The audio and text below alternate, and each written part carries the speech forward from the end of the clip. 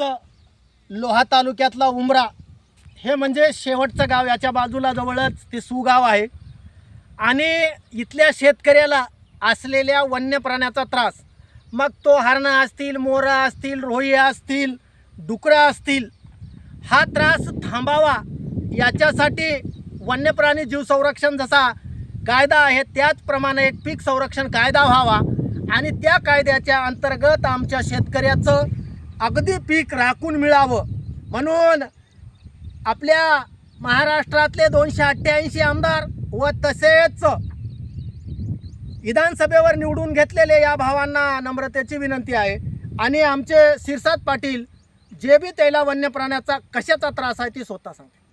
हरण, डुकरं झालं ते रोही. काय वाटते काका, खाऊ नाही वाटते की खावं वाटते? खाऊ नाही वाटत, बरं नुकसान करतात ना. बरं, ह्या तुमच्या उमरा परिसरामध्ये,